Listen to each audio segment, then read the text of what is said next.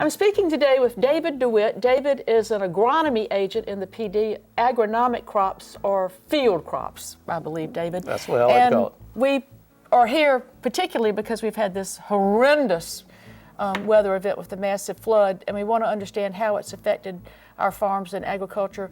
But we have to have a little history when we talk about farming, because farmers start making decisions about what to plant and how much to plant and what they can afford to do back in February. So let's talk about where they were in February. That's what we do as farmers. We sit down and we kind of lay out budgets and look at commodity prices and what our average yields are.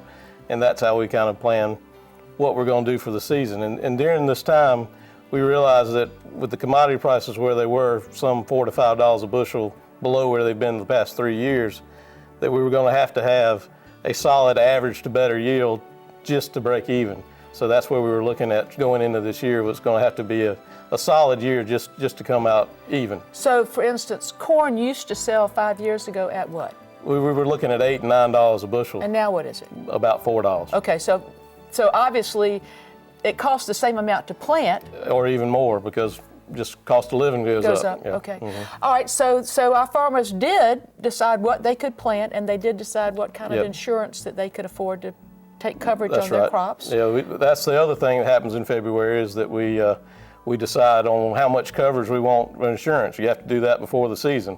It'd be lovely to be able to make that decision right now with 20 inches of rain on you, but you have to make that decision before you plant the crop. And we all evaluated that, and some acres were changed from crops to others, some less cotton, less corn was planted, that kind of thing. So shifts were made based on these decisions we made in February. All right, but then we did go in and try to plant in April, and what happened in April? Well, April we were wet, believe it or not. We were wet in April. It was above average rainfall, and there was some acres that were planned to get planted in April did not, into corn specifically. So we had acres of corn that had planned to be planted, too wet to plant, so they shifted it over to soybeans or something that they planted at a later time. All right, so we did get fields planted though, and we went into the summer, and how were things looking as the harvest season approached? After the wet April, the valve cut off. We had 15 straight days over 100-degree temperature and no rain for most of the growing season. It went all the way through July. I know my particular farm, we got our first rain from the April showers that cut off. We got one place that didn't get its first 0.2 of an inch until July 4th weekend. Whoa. And that was after we'd suffered 100-degree temperatures for several days, and obviously anything that's sitting out in dry dirt at 100 degrees is wilting. It's amazing it even survived. Even crops that are under irrigation, you said, suffered a lot of yield loss because of the high temperature? Yes, the high temperature, especially corn, is really sensitive to that high temperature of over 100 degrees for that many days. Irrigation systems were running 24 hours a day, 7 days a week, but it takes time to get around the whole field just to move, and that temperature builds up. But the water does help it to come down, but it affects the pollination. So how much do you think our major crops suffered in percentage of loss over the summer? Coming through the summer drought, we were already declared a disaster area for our drought situation by the federal government at the end of the summer. Oh, so we were already disaster. We were already disaster based on our summer drought. I would say we were at least a 40% loss on the crops at that point, especially our major crops like peanuts and cotton. Okay, but peanuts, cotton, and hay are all crops that we would traditionally harvest or make second cuttings of in the fall. Starting in September is really when harvest starts in a big way. Corn was already out the field before this flooding happened. So what's happened with our peanuts, cotton, and the hay that's still in the field? Well, they're all sitting in water, and the worst thing is, as a mature crop, the water is really detrimental to the quality of the crop, and the seeds that are there are beginning to sprout. And peanut and cotton, when they sprout, the whole value is the seed. That's all you get paid for is the seed.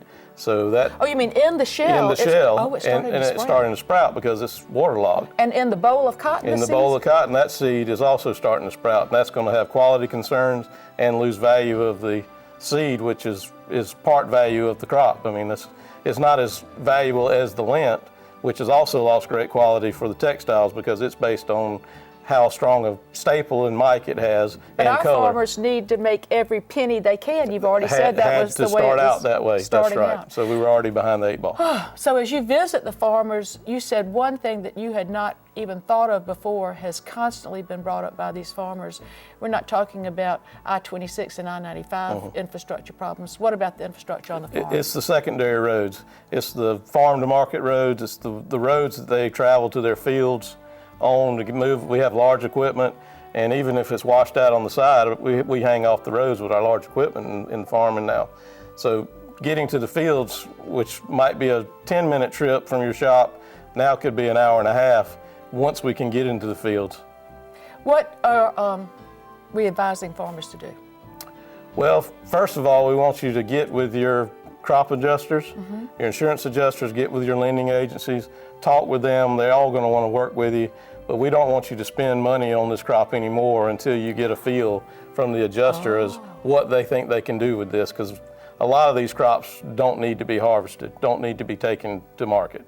And if we can work with them to get some relief that's, money that can help us toward breaking even without spending anymore, we'll be a whole lot better off. We know that we're applying for all this disaster relief. Is that going to cover most of these losses for people? Well, as we said, with disaster relief, it's just emergency loan right now.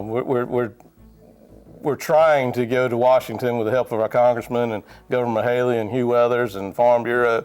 We're all working together in Washington trying to figure out a way to possibly get some direct payments that used to be part of the old farm bills, that the new farm bill did not include this opportunity for direct payments to make up for unforeseen losses that insurance just couldn't cover. So that's what we're hoping for right now, is to get something of direct relief that's not tied in this current farm bill that we're operating on that we started in last year. And you and all the other Clemson extension agents across the state are going out, and y'all are asking for surveys. We're trying to collect the information to build the case. Right. We to want take. detailed numbers. We need exactly what you think your losses will be. We want math. We want figures that we can present. This is what this farmer lost. This is what he thinks he's going to not have, and that's what we need to make our case to hopefully get some action. Farming, the agribusiness industry, which does also include forestry, is the largest industry in South Carolina. Yes. How do you feel looking forward if we don't get some help from Washington? Farmers are resilient. It's really going to depend on what each individual situation was. If you started with a lot, you're finishing with a little. If you started in the hole, then you're in a bigger hole. So I think the financial impact is going to be the key to who survives through this horrible situation. David, thank you for sharing this information, and thank you for what you're doing to try to help the people through this terrible situation. Thank you for getting the word out.